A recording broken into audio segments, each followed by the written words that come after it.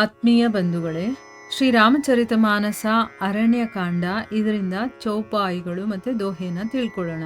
ಸೀತಹಿ John ಚಡಾಯಿ ಬಹೋರಿ, ಚಲಾ ಉತಾಯಿಲ್ ತ್ರಾಸನ ಥೋರಿ, करति बिलाप जाति नभ सीता, ब्याध बिबस जनु मृगी सभीता, गिरि पर बैठे कपिन्ह निहारी, कही हरि नाम दीन्ह पटडारी, येहि विधि सीतहि सो लय गयऊं, बन अशोक मह राखत भयऊं, हारी पराखल बहु विधि भय अरु प्रीति देखाई, तब अशोक पादप तर राखिसी जतन कराई, जेहि विधि कपट कुरंग संग धाई चले श्री राम, सो छभी सीता राखी उर रठती रहति हरि नाम, रघुपति अनुजहि आवत देखी, बाहिज चिंता कीन्ही विशेषी,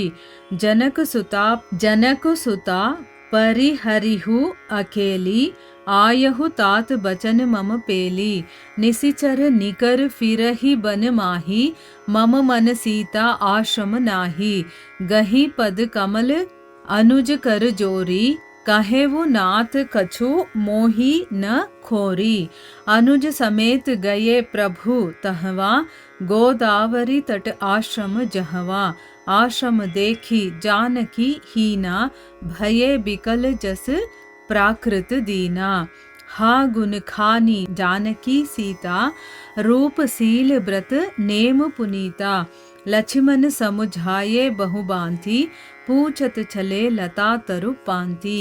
ಇವು ಚೌಪಾಯಿಗಳು ಮತ್ತೆ ದೋಹೆ. ಈಗ ಇದರ ಅರ್ಥವನ್ನ ತಿಳ್ಕೊಳ್ಳೋದಕ್ಕೆ ಪ್ರಯತ್ನ ಮಾಡೋಣ. ಇಲ್ಲಿ ತುಳಸಿದಾಸರು ಹೇಳ್ತಾರೆ, ರಾವಣ ಜಟಾಯುವಿನ ರೆಕ್ಕೆಗಳನ್ನೆಲ್ಲ ಕತ್ತರಿಸ್ಬಿಡ್ತಾನೆ. ಅವರಿಬ್ಬರು ಒಂದು ಹೊಡೆದಾಡ್ತಾರಲ್ಲ, ಆಗ ರಾವಣನನ್ನ ಬೀಳಿಸ್ತಾನಲ್ಲ, ಆ ಕೋಪಕ್ಕೆ ರಾವಣ ಏನ್ ಮಾಡ್ತಾನೆ, ಅದರ ರೆಕ್ಕೆಗಳನ್ನೆಲ್ಲ ಕತ್ತರಿಸ್ಬಿಡ್ತಾನೆ. ಈ ರೀತಿ ಬಹಳ ಸಾಹಸದಿಂದ, ಅದ್ಭುತ ಪರಾಕ್ರಮದಿಂದ ರಾವಣನನ್ನ ಎದುರಿಸಿ ಜಟಾಯು ಕೆಳಗಡೆ ನೆಲದ ಮೇಲೆ ಬಿದ್ದುಬಿಡ್ತಾನಲ್ವಾ, ಆಗ ಶ್ರೀರಾಮನ ಲೀಲೆಗಳನ್ನ ಸ್ಮರಣೆ ಮಾಡ್ಕೊಳ್ತಾ ನೆಲದ ಮೇಲೆ ಬಿದ್ದಿರ್ತಾನೆ.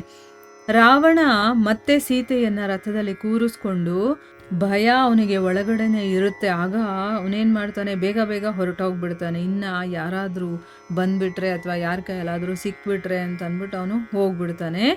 ಬೇಡನ ಬಲೆಗೆ ಬಿದ್ದ ಚಿಗರೆಯ ಹಾಗೆ ಸೀತೆ ಅಳ್ತಾ ಆಕಾಶ ಮಾರ್ಗದಲ್ಲಿ ಹೋಗ್ತಾ ಇದ್ಲು.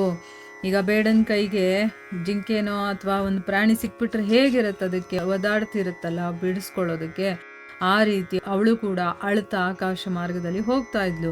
ಹೋಗ್ತಾ ಇರಬೇಕಾದ್ರೆ ಒಂದು ಪರ್ವತದ ಮೇಲೆ ಕೂತಿದ್ದಂತಹ ಕಪಿಗಳನ್ನ ನೋಡಿ ಸೀತೆ ಹರಿನಾಮ ಸ್ಮರಣೆ ಮಾಡ್ತಾ ತನ್ನ ಉತ್ತರೀಯವನ್ನ, ಅಂದ್ರೆ ಆಭರಣಗಳು, ಅಂದ್ರೆ ಒಂದು ದುಪ್ಪಟ್ಟನೋ ಅಥವಾ ಏನೋ ಒಂದು ಅವಳ ಹತ್ರ ಬಟ್ಟೆ ಇರುತ್ತಲ್ಲ, ಅದರಲ್ಲಿ ತಾನು ತೊಟ್ಕೊಂಡಿರುವಂತ ಆಭರಣಗಳನ್ನೆಲ್ಲ ಕಟ್ಟಿ ಮೂಟೆ ಕೆಳಗಡೆ ಎಸಿತಾಳೆ.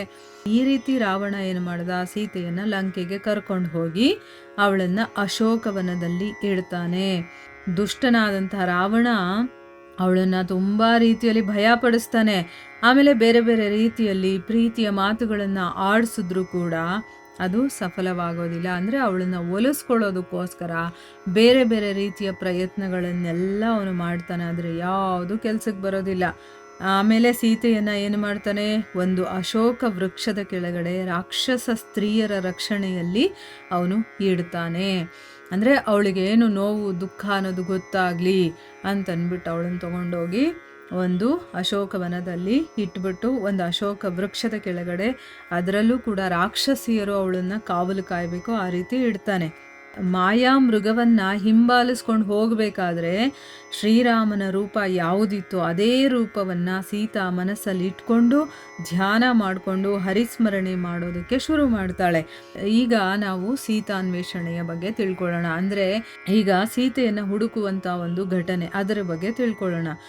ಈಗ ಸೀತೆನೇನೋ ರಾವಣ ಕರ್ಕೊಂಡೋದ, ಈ ಕಡೆ ರಘುನಾಥ ತಮ್ಮನಾದಂತಹ ಲಕ್ಷ್ಮಣ ಎದುರುಗಡೆ ಬರ್ತಾ ಇರೋದನ್ನ ನೋಡಿ ಬಹಿರಂಗವಾಗಿ ತುಂಬಾ ಚಿಂತೆಯನ್ನ ತೋರಿಸ್ತಾನೆ. ಅಂದ್ರೆ ಹೊರಗಡೆಯಿಂದ ನೋಡೋದಕ್ಕೆ ಅವನು ಚಿಂತಾಕ್ರಾಂತನಾಗಿ ಕಾಣಿಸ್ಬೇಕು, ಆ ರೀತಿ ತೋರಿಸ್ಕೊಳ್ತಾನೆ. ಯಾಕಂದ್ರೆ ಅವನು ಭಗವಂತ, ಅವನಿಗೆ ಯಾವುದ್ರ ಬಗ್ಗೆನೂ ಚಿಂತೆ ಇರೋದಿಲ್ಲ, ಒಳಗಡೆಯಿಂದ ಅವನು ಚಿಂತಾಕ್ರಾಂತನಲ್ಲ. ಆದ್ರೆ ಈಗ ಈ ಒಂದು ಘಟನೆಯಲ್ಲಿ ಅವನು ಲೀಲೆಯನ್ನು ನಡೆಸ್ಬೇಕಲ್ವ, ಅದಕ್ಕೋಸ್ಕರ ಹೊರಗಡೆಯಿಂದ ಅವನು ತುಂಬ ಚಿಂತೆ ಪಟ್ಕೊಂಡಿರೋ ಥರ ಅವನು ಕಾಣಿಸ್ಕೊಳ್ತಾನೆ. ಮತ್ತು ಹೇಳ್ತಾನೆ, ತಮ್ಮ ನೀನು ಜಾನಕಿಯನ್ನು ಒಂಟಿಯಾಗಿ ಬಿಟ್ಟು ನನ್ನ ಅಪ್ಪಣೆಯನ್ನು ನೀನು ಉಲ್ಲಂಘನೆ ಮಾಡಿದೀಯಾ. ನಿನಗೆ ನಾನು ಏನು ಹೇಳಿದ್ದೆ, ನೀನು ಸೀತೆಯನ್ನು ಕಾವಲು ಕಾಯಬೇಕು, ಯಾವುದೇ ಕಾರಣಕ್ಕೂ ಕೂಡ ನೀನು ಅಲ್ಲಿಂದ ಬರಬಾರ್ದು ಅಂತ ಹೇಳಿದ್ದೆ ತಾನೆ. ಆದರೆ ನೀನೀಗ ನನ್ನ ಮಾತನ್ನು ಮೀರಿದೆಯಾ ಅಂತ ಅಂದ್ಬಿಟ್ಟು ಹೇಳ್ತಾ ಇದ್ದಾನೆ. ಮತ್ತು ಹೇಳ್ತಾನೆ, ಕಾಡಲ್ಲಿ ರಾಕ್ಷಸರ ತಂಡಗಳು ಸಂಚರಿಸ್ತಾ ಇವೆ, ಸೀತೆ ಆಶ್ರಮದಲ್ಲಿ ಇರೋದಕ್ಕಾಗೋದಿಲ್ಲ ಅಂತ ನನ್ನ ಮನಸ್ಸಿಗೆ ಅನಿಸ್ತಾ ಇದೆ. ಅಂದರೆ ಅವಳೊಬ್ಬಳೇ ಇರೋದಕ್ಕಾಗೋದಿಲ್ಲ, ನೀನು ಯಾಕೆ ಬಂದೆ, ರಾಕ್ಷಸರು ಯಾವಾಗ ಬೇಕಾದರೂ ಹೊಂಚು ಹಾಕ್ಕೊಂಡು ಬಂದ್ಬಿಡ್ತಾರೆ ಅಂತಂದ್ಬಿಟ್ಟು ಹೇಳಿದಾಗ ಲಕ್ಷ್ಮಣ ಶ್ರೀರಾಮನ ಪಾದಗಳಿಗೆ ಕೈ ಜೋಡಿಸ್ಕೊಂಡು ಹೇಳ್ತಾನೆ, ಅಣ್ಣ ಇದರಲ್ಲಿ ನನ್ನ ದೋಷ ಏನೂ ಇಲ್ಲ ಅಂತಂದ್ಬಿಟ್ಟು. ಅಂದರೆ ನಾನು ಹೋಗೋದಿಲ್ಲ, ಅಣ್ಣನಿಗೆ ಏನಾಗಿರೋದಿಲ್ಲ ಅಂತ ಹೇಳಿದ್ರು ಕೂಡ ಅತ್ತಿಗೆ ಈ ಥರ ನನಗೆ ಬೈದರು, ಅದರಿಂದನೇ ನಾನು ಬಂದಿದ್ದು ಅಂತ ಅಂದ್ಬಿಟ್ಟು ಅಲ್ಲಿ ಏನು ನಡೀತೋ ಘಟನೆಯನ್ನು ಹೇಳ್ತಾನೆ. ಆಮೇಲೆ ಲಕ್ಷ್ಮಣನ ಜೊತೆ ಶ್ರೀರಾಮ ಗೋದಾವರಿ ತೀರದಲ್ಲಿದ್ದಂಥ ತನ್ನ ಆಶ್ರಮಕ್ಕೆ ಬರ್ತಾನೆ. ಅಲ್ಲಿ ಜಾನಕಿ ಇಲ್ಲದೆ ಶೂನ್ಯವಾದಂಥ ಆಶ್ರಮವನ್ನು ನೋಡಿ ಶ್ರೀರಾಮ ಸಾಮಾನ್ಯ ಮನುಷ್ಯರು ಹೇಗೆ ವ್ಯಾಕುಲರಾಗ್ತಾರೋ ಏನಾದರೂ ಕಳ್ಕೊಂಡಾಗ, ಆ ರೀತಿ ಹೆಂಡತಿ ಇಲ್ಲದೆ ಇರೋದನ್ನು ನೋಡಿ ಅವನು ಕೂಡ ವ್ಯಾಕುಲನಾಗ್ತಾನೆ. ಮತ್ತು ದೈನ್ಯದಿಂದ ದುಃಖಿತನಾಗಿ ಅವನು ಅಳೋದಕ್ಕೆ ಶುರು ಮಾಡ್ತಾನೆ. ಮತ್ತೆ ಚೀರಾಡ್ತಾನವನು, ಓ ಸದ್ಗುಣ ಖಣಿಯಾದ ಜಾನಕಿಯೇ, ರೂಪ ಶೀಲ ವ್ರತ ನಿಯಮಗಳಿಂದ ನೀನು ಪವಿತ್ರಳಾಗಿರುವಂಥವಳು, ಓ ಸೀತೆ ನೀನು ಎಲ್ಲಿದೆಯಾ ಅಂತ ಅಂದ್ಬಿಟ್ಟು ಎಲ್ಲ ಅವನು ಅಳೋದಕ್ಕೆ ಕೂಗಾಡೋದಕ್ಕೆ ಶುರು ಮಾಡ್ತಾನೆ. ಆಗ ಲಕ್ಷ್ಮಣ ಅಣ್ಣನನ್ನು ಅನೇಕ ರೀತಿಯಿಂದ ಸಂತೈಸ್ತಾನೆ. ಆಗ ಪ್ರಭು ಶ್ರೀರಾಮ ಅಲ್ಲಿರುವಂಥ ಲತೆಗಳು ವೃಕ್ಷಗಳು ಇದರ ಜೊತೆ ಏನು ಮಾಡ್ತಾನೆ, ಸೀತೆ ಬಗ್ಗೆ ಅವನು ಪ್ರಶ್ನೆ ಮಾಡ್ತಾ ಹೋಗ್ತಾ ಇದ್ದಾನೆ. ಏನು ಪ್ರಶ್ನೆ ಮಾಡ್ತಾನೆ ಅನ್ನೋದನ್ನು ನಾವು ಮುಂದಿನ ಭಾಗದಲ್ಲಿ ತಿಳ್ಕೊಳ್ಳೋಣ. ಹರೇ ಕೃಷ್ಣ.